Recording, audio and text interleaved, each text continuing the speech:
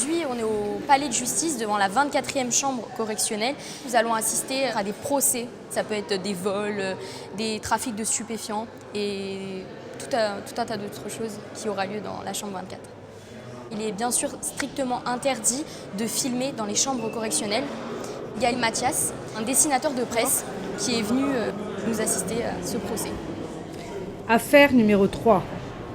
Convocation par procès verbal du procureur de la République de Monsieur X, 28 ans, né dans l'Essonne. Madame Y, 22 ans, née en Bosnie-Herzégovine. Tous deux sont jugés pour violences aggravées commises le 2 décembre 2012 à Paris dans un parking porte-maillot. En plus de ces faits, Madame est poursuivie pour rébellion envers des agents publics, dégradation d'un bien appartenant à autrui et blessures involontaires. Je la vois plus en ce moment. Mais ils ont frappé des gens inutilement parce qu'ils étaient sous l'effet de l'alcool, c'est tout. Mais après, si on passe devant un tribunal parce qu'on jette un portable, voilà quoi, il n'y a pas grand intérêt. Après, on lui a parlé à la fille, elle a dit ouais, ça se fait pas et tout, que la juge elle m'affiche comme ça. Non, elle tape des gens, elle a pas tapé.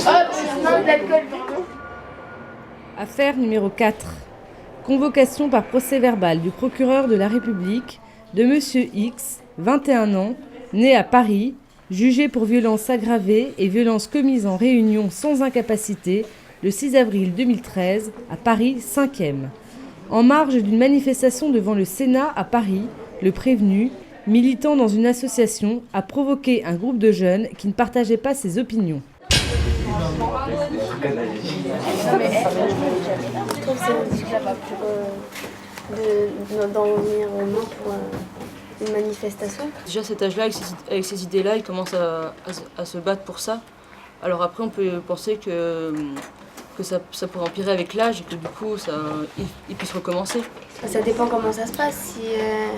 Si on te tape, tu vas pas te laisser faire non plus. Vu qu'à la fin, il s'était un peu excité, il voulait en découdre face aux personnes qui n'avaient pas les mêmes idées. À la fin, il y a un groupe. Et forcément, là, ça finit mal. La personne qui a provoqué la bagarre avait quand même un point américain et je crois que c'est considéré comme une arme. Ça aurait pu avoir des conséquences plus graves. Donc la peine de prison, c'est quand même bien, je pense. Pour moi, ça aurait mérité la prison. Je pense qu'ils ont bien fait de rendre un jugement parce que c'était nécessaire pour que les gens ils se rendent compte qu'il ne faut pas se battre pour des idéaux parce que ça mène trop loin. Suspension de séance.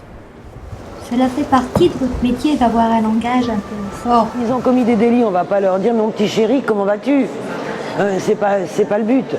En plus, je sais pas si tu as vu, mais il y en avait quand même qui avaient 12 condamnations. Si tu les secoues pas un peu, oh bah c'est rien, j'ai fait un petit passage au tribunal. Enfin, c'est ma façon de faire. Hein. Alors, et en fait, pourquoi plus précisément on est obligé de dessiner ?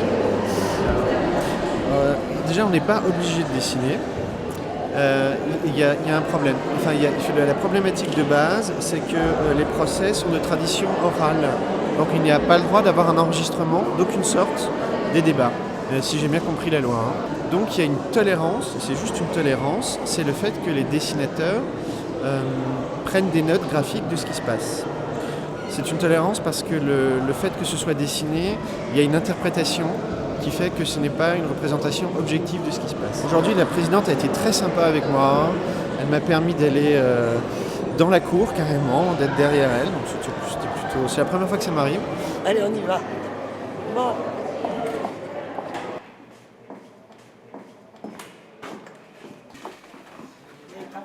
Allez.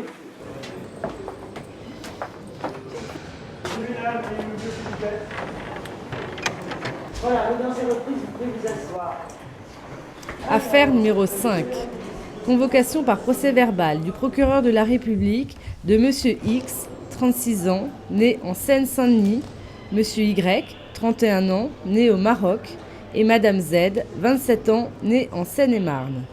Tous les trois sont jugés pour infraction au règlement sur le commerce ou l'emploi de substances vénéneuses commise le 5 avril 2013 à Paris dans le quartier de la Goutte d'Or. En l'espèce, Monsieur Y et Madame Z sont accusés d'avoir acheté à Monsieur X dans la rue un médicament délivré en pharmacie sous ordonnance spéciale. Elle a crié sur la jeune femme. Ouais, mais je pense que c'était plutôt pour la raisonner parce que la jeune femme avait quand même une situation professionnelle un peu... Elle n'avait pas de situation professionnelle. Oui, même, elle en avait même pas du tout d'ailleurs. Et donc je pense que la présidente voulait plutôt la remuer, quoi. Moi déjà je trouve ça bizarre d'acheter des médicaments dans la rue. Déjà quand on va acheter des médicaments, on va dans une pharmacie, on va pas les acheter dans la rue. Je pense qu'après l'arrestation des deux individus, on aurait dû les prendre en charge ou les mettre en cure, soit de désintoxication ou des choses comme ça. Enfin, ils n'ont pas trop réussi à se défendre vu qu'ils étaient pas très bien, mais leur avocat il a bien défendu. L'avocat a vraiment bien joué et a utilisé toutes les failles possibles. Il a réussi à faire comprendre à la juge que c'était pas vraiment de la drogue et c'était plus des médicaments qui étaient utilisés à des fins, on va dire, pour soigner les accusés en fait. Affaire numéro 6. Convocation de messieurs X et Y, tous deux âgés de 27 ans et nés à Paris, et de monsieur Z, 27 ans, né au Maroc. Tous les trois sont jugés pour tentative de vol aggravé. La plaignante a initialement déposé plainte pour viol.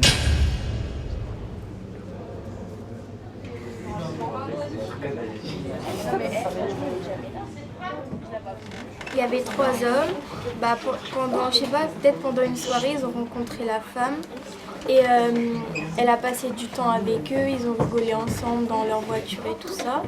Et ensuite, je sais plus trop, mais elle les a accusés. Elle a accusé qu'il l'avait violée. Moi, je pense que c'est faux parce que apparemment, elle fait tout le temps ça à chaque fois qu'elle rencontre quelqu'un en soirée. Elle l'accuse, elle dit qu'il l'a violée et tout ça. Je pense que c'est faux. On peut aussi croire que c'est vrai. Donc c'est partagé quand même, de savoir qui a raison et qui a tort, de savoir qui ment. Si, vu qu'elle n'était pas présente au tribunal, raison de plus pour que ce soit pas vrai. Enfin, les 3 hommes disent que c'est faux, qu'ils l'ont jamais touché, mais ils l'ont quand même essayé de lui voler son portable. Donc, on ne peut pas trop savoir parce qu'il y avait la victime n'était pas là, donc il n'y avait pas un vrai débat. Je pense qu'il aurait fallu qu'elle soit punie parce que c'est injuste. Voilà, heureusement qu'ils ont été relâchés, mais s'ils n'avaient pas été relâchés, après ils seraient peut-être allés en prison pour quelque chose qu'ils n'auraient jamais fait. Donc, si jamais le juge aurait cru que c'était vrai, ils auraient eu de la prison et une grande peine de prison parce qu'un viol c'est pas n'importe quoi.